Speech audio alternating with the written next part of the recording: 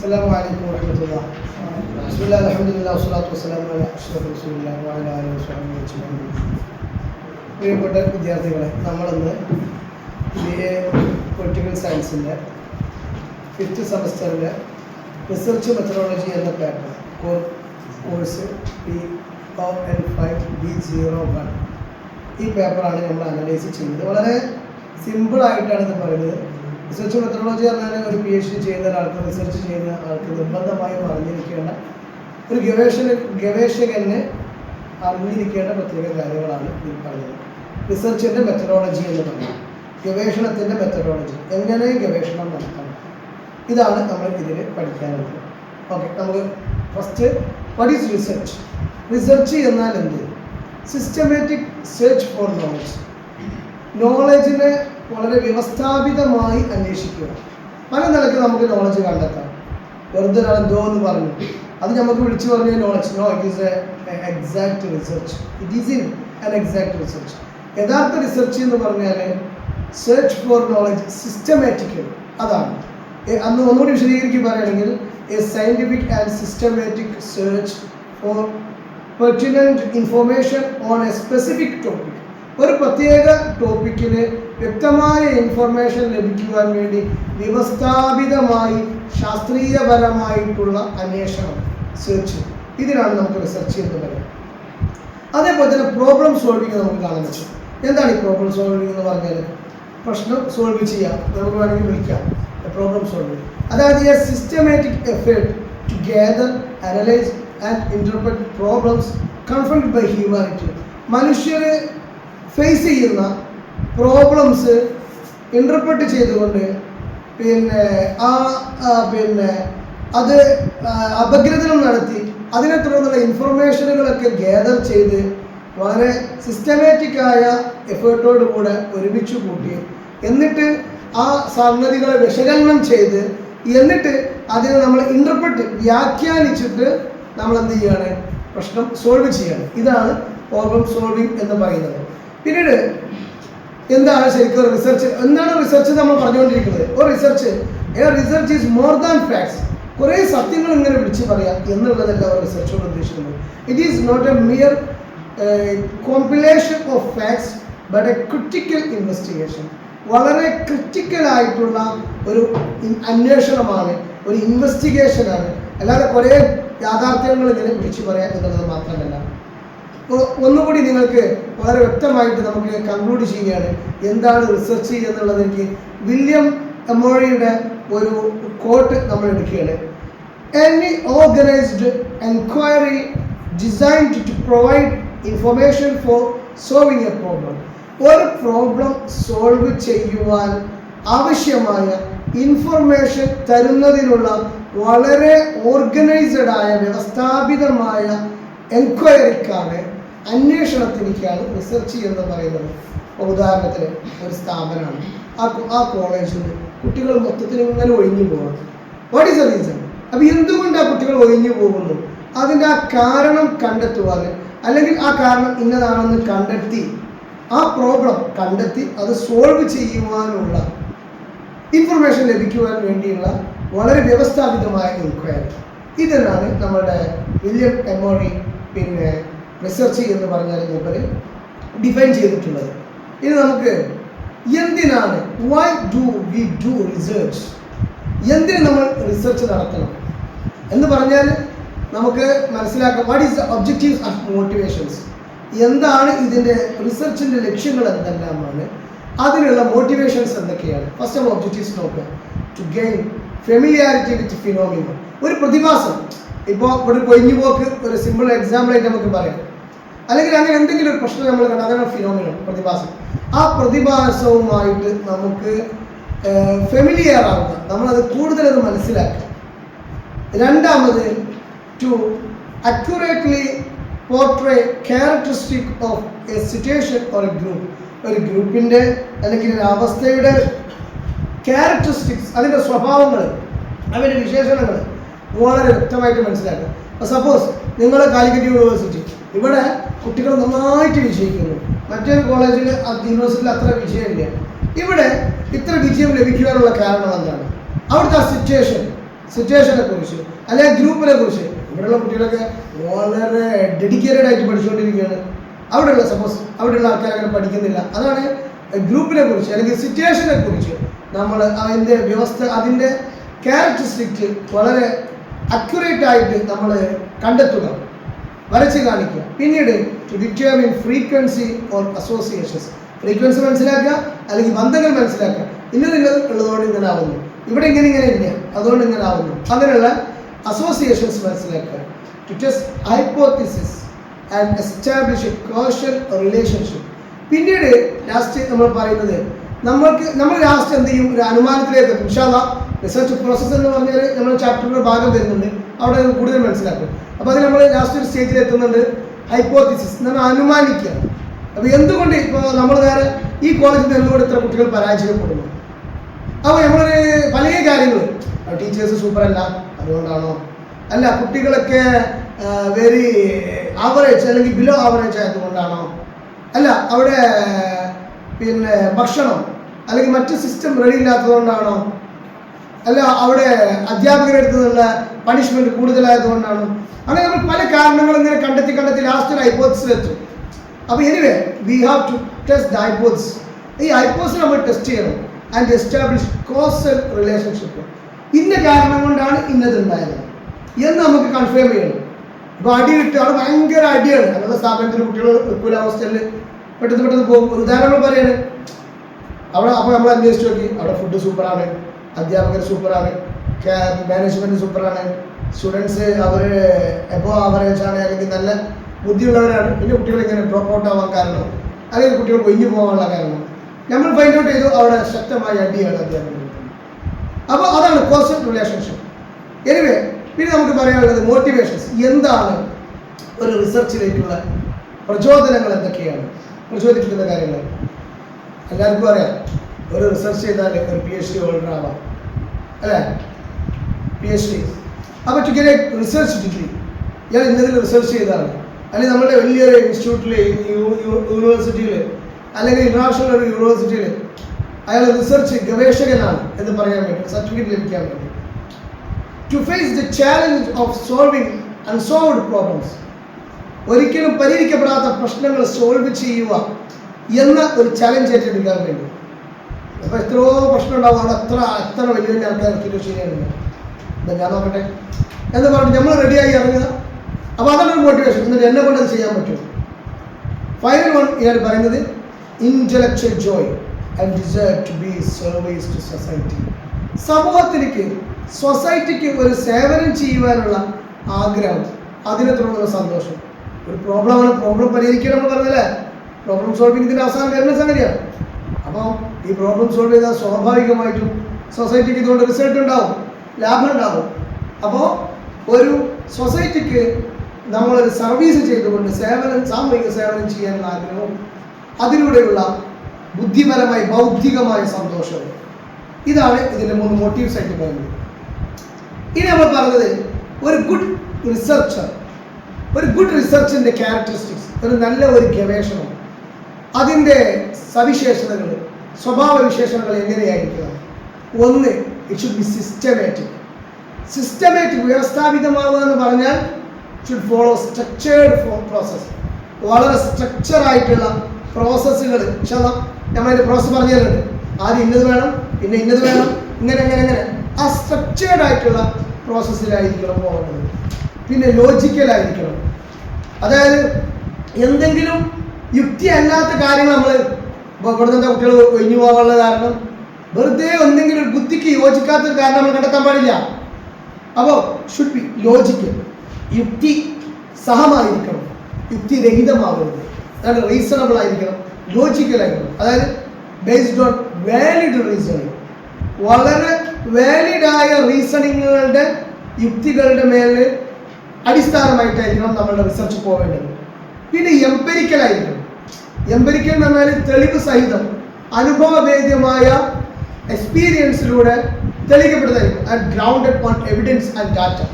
ഡാറ്റയുടെ മേലിൽ അല്ലെങ്കിൽ തെളിവുകളുടെ മേലിൽ അടിസ്ഥാനപ്പെട്ട് ആയിരിക്കണം നമ്മുടെ റിസർച്ച്. അതാണ് എംപെരിക്കൽ എന്ന് പറഞ്ഞാൽ, അനുഭവവേദ്യമായിട്ട് അല്ലെങ്കിൽ ഡാറ്റ വെച്ചിട്ട്.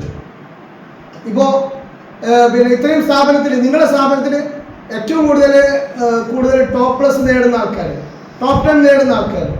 അപ്പോൾ അതിന് കാരണം അങ്ങനെ ആയിരുന്നത് റിസർച്ച് ഡാറ്റ ആ യൂണിവേഴ്സിറ്റി റിസർച്ച് കിട്ടുമ്പോൾ നിങ്ങളുടെ കോളേജിൽ. അപ്പോൾ അത് എംപെരിക്കൽ, അത് നമുക്ക് എവിഡൻസിൻ്റെ അപ്പുറത്ത് നമ്മൾ തെളിയിച്ചതാണ്. അങ്ങനെയായിരിക്കും. നെക്സ്റ്റ് വൺ റിപ്ലിക്കബിൾ എന്ന് പറഞ്ഞാൽ can be repeated by others to verify finding.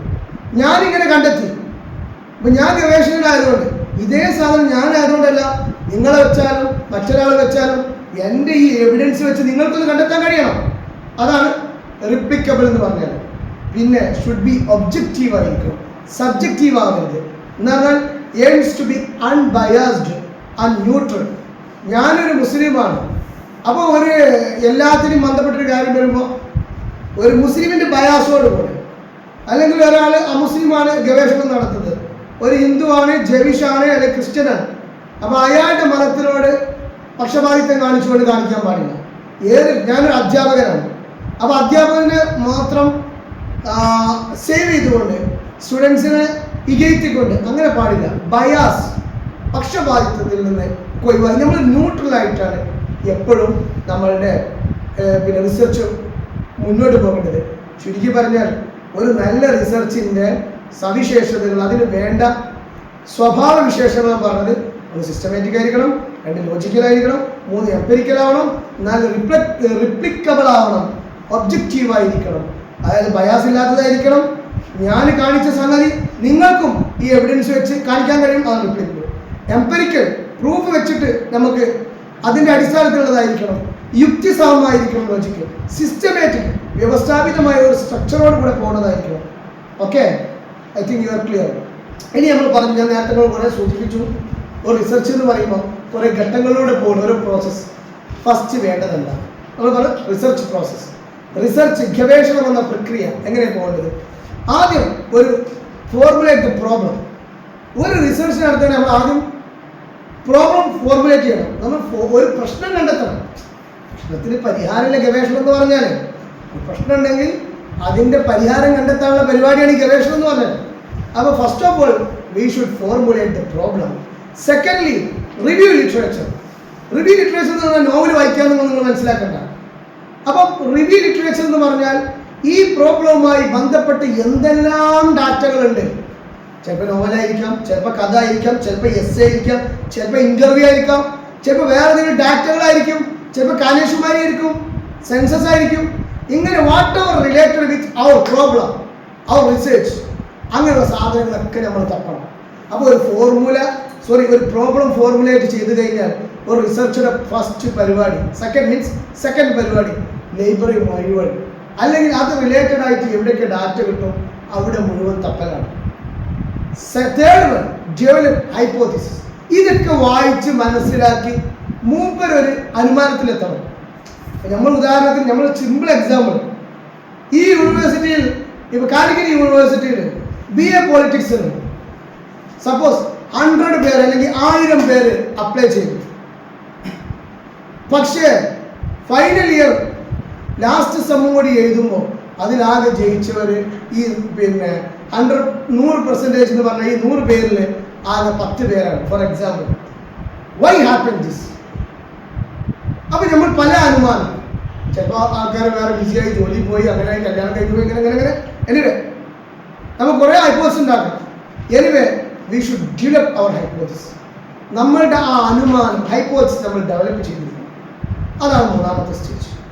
പിന്നെയോ പ്രിപ്പയർ റിസർച്ച് ഡിസൈൻ. ഇനി നമ്മളുടെ റിസർച്ച് എങ്ങനെ കൊണ്ടുപോകണം, അതാണ് റിസർച്ച് ഡിസൈൻ. നമ്മൾ വിശദമായിട്ട് പറയും. എന്നാൽ ഒരു ബ്ലൂ പ്രിന്റ്, ഇപ്പോൾ നമ്മൾ പത്രങ്ങൾക്കൊക്കെ പണ്ട് കാലത്ത് ഒരു ബ്ലൂ പ്രിൻ്റാണ്, അത് നേരം വെച്ചാൽ അതേപോലെ അടിച്ചു വരും. ഒരു ഇന്നത്തെ പത്രം, ഇന്നത്തെ സുപ്രഭാതത്തെ, ഇന്നത്തെ മനോരമ ആവട്ടെ, ചന്ദ്രിക ആവട്ടെ, ഏതാവട്ടെ, ആ ഒറ്റ ബ്ലൂ പ്രിന്റ് ഇട്ടാൽ അതുകൊണ്ട് എത്ര ഈ ഇവിടുത്തെ കോഴിക്കോട് മലപ്പുറം എഡിഷനിൽ അത്രയും കോപ്പിയാണ് വരും. അപ്പോൾ ബ്ലൂ പ്രിന്റ്, അതാണ് റിസർച്ച്. നമ്മൾ റിസർച്ച് എങ്ങനെ പോകണം, അതാണ് റിസർച്ച് ഡിസൈൻ എന്ന് പറയുന്നത്. ഈ റിസർച്ച് എങ്ങനെയാണ് പോകേണ്ടത്? അപ്പോൾ ഞാൻ ഒരാളെ ഇൻ്റർവ്യൂ ചെയ്യണം വേണ്ടത്. അപ്പോൾ ഞാൻ കാലിക്കറ്റ് യൂണിവേഴ്സിറ്റിയിൽ നിന്ന് ഇവിടെ നിന്ന് ജോയിൻ ചെയ്തു, കുന്നുംപുറത്തുനിന്ന് ഒരാൾ ജോയിൻ ചെയ്തു, തൃശ്ശൂരിൽ നിന്ന് ഒരാൾ ജോയിൻ ചെയ്തു. ഇങ്ങനെയുള്ള ആൾക്കാരെ ഇൻ്റർവ്യൂ ചെയ്യണോ വേണ്ടത്? ക്വസ്റ്റ്യനർ അയച്ചു കൊടുക്കുകയാണോ വേണ്ടത്?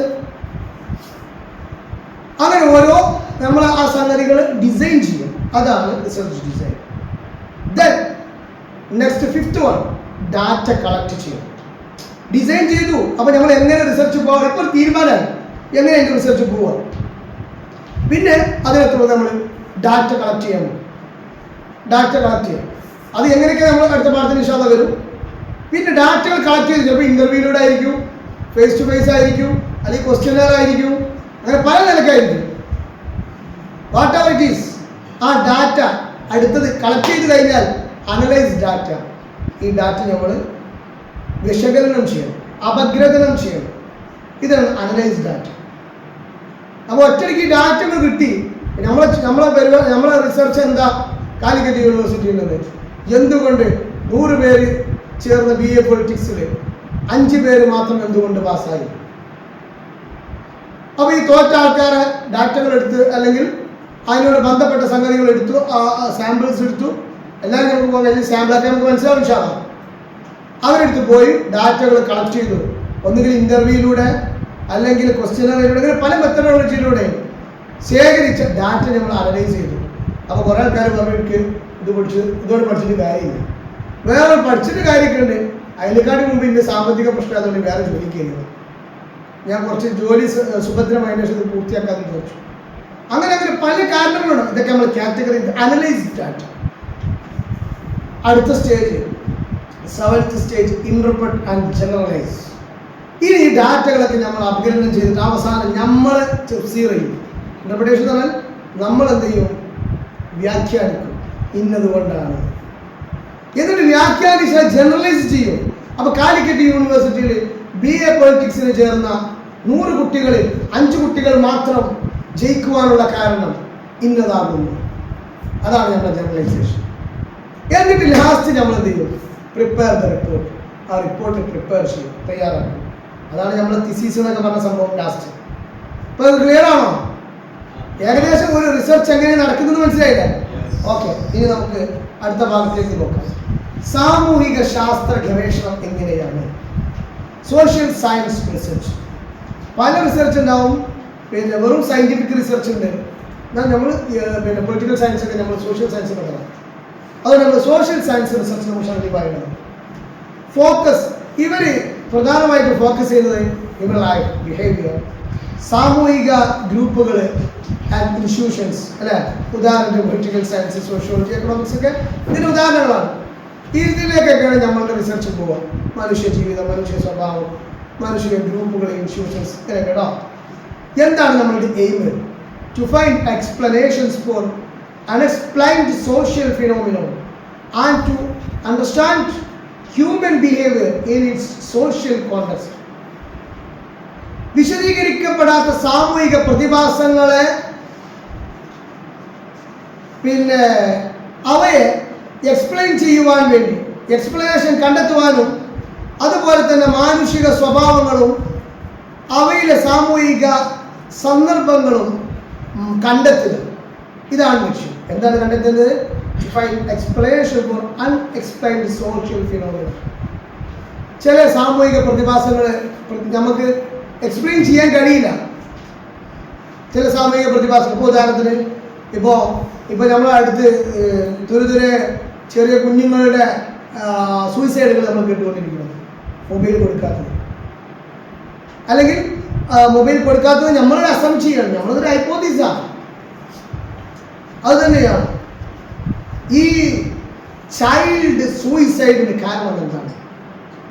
ഇങ്ങനെയുള്ള അൺഎക്സ്പ്ലെയിൻഡ് നമ്മൾ വിശദീകരിച്ചിട്ടില്ല ആരെങ്കിലും. അല്ലെങ്കിൽ പുതിയൊരു പ്രതിഭാസം വരെയാണ്, 5 വയസ്സായ കുട്ടികളൊക്കെ പുക നേരെ വീഴാൻ മരിക്കുക. സപ്പോസ് പരിസ്ഥിതോ അങ്ങനെ ഇല്ലാതിരിക്കട്ടെ. അപ്പോൾ എല്ലായിടത്തും ഇങ്ങനെ സംഭവിക്കാം. 5 വയസ്സായ കുട്ടി വീഴുമ്പോൾ മരിക്കും, വീഴാൻ മരിക്കും, അങ്ങനെ എല്ലായിടത്തും. അപ്പോൾ what is the reason behind it? Unexplained social phenomena. ഇത് സോഷ്യൽ ഫിനോമിന അല്ല, ഇത് സയന്റിഫിക്കോ അല്ല മറ്റു ലെവലിലൊക്കെ പോകുന്നതാണ്. അങ്ങനെ എന്തെങ്കിലും ഒരു പ്രതിഭാസം, സാമൂഹിക പ്രതിഭാസം എക്സ്പ്ലെയിൻ ചെയ്യാത്തുണ്ടെങ്കിൽ അതിൻ്റെ എക്സ്പ്ലനേഷൻ കണ്ടെത്തുക. അതേപോലെ തന്നെ മാനുഷിക സ്വഭാവം അതിൻ്റെ സാമൂഹിക കോണ്ടെക്സ്റ്റിലായിട്ട്, അതാണ് നമ്മുടെ വിഷയം. സാമൂഹിക വ്യക്തിപരമായിട്ടല്ല. വ്യക്തിപരമായിട്ടാകുമ്പോൾ അത് നമ്മുടെ സൈക്കോളജിയിലേക്ക് പോകും, ഇൻഡിവിജ്വൽ കോണ്ടക്സിലേക്ക് പോകും, സോഷ്യൽ കോണ്ടക്സിൽ കണ്ടെത്തും. അപ്പോൾ ഇതിൻ്റെ ഫങ്ഷൻസ് എന്തൊക്കെയാണ്? സോഷ്യൽ സയൻസ് റിസർച്ചിൻ്റെ ഒന്ന് discovery and interpretation of facts. ഫാക്റ്റുകളെ കണ്ടെത്തുക, അവയെ ഇൻ്റർപ്രറ്റ് ചെയ്യുക. Diagnosis of social problems. ഇപ്പോൾ സതി പണ്ടത്തെ അതൊക്കെ ഇഷ്ടംപോലെ സംഭവം കഴിഞ്ഞു പോയി, ഇപ്പം ഇല്ല ഏകദേശം. സതിയാവട്ടെ, ഡൗറി സിസ്റ്റംസ് ആവട്ടെ, കേരളത്തിൽ ഏകദേശം എടുത്തു നീക്കപ്പെട്ടു. ഇങ്ങനെയുള്ള സാമൂഹിക പ്രോബ്ലംസിനെ ഡയഗ്നൈസിസ് ചെയ്യും. പോവർട്ടി, അൺഎംപ്ലോയ്മെൻറ്റ്, നമ്മൾ നേരത്തെ പറഞ്ഞ സംഗതികൾ, ഇതൊക്കെ ഇതിവിടെ ഒരു എക്സാമ്പിളാണ്. നമ്മളോട് പോവർട്ടി, അൺഎംപ്ലോയ്മെൻറ്റ്. അതേപോലെ എയ്ഡ്സ് ഇൻ പ്ലാനിങ്, ഇത് പ്ലാൻ ചെയ്യാൻ വേണ്ടി സഹായങ്ങൾ കൊടുക്കുന്നത്. പ്രഡിക്ഷൻ ആൻഡ് സോഷ്യൽ വെൽഫെയർ, അങ്ങനെ നമ്മൾ പ്രഡിക്റ്റ് ചെയ്യുന്നു, സാമൂഹിക ക്ഷേമം നേടുന്നു. ഇതൊക്കെയാണ് ഇതിൻ്റെ ഫംഗ്ഷനുകൾ. അപ്പം എങ്ങനെ ഉണ്ടാവും? എങ്ങനെ ഉണ്ടാവും? അപ്പം ഇങ്ങനെ ഇല്ലാതിരിക്കാൻ നമ്മൾ ഇങ്ങനെയൊക്കെ ചെയ്യണം. അങ്ങനെ ബോധവൽക്കരണ ക്ലാസ് കൊടുക്കണം, അത് കൊടുക്കണം. Social drug abuse.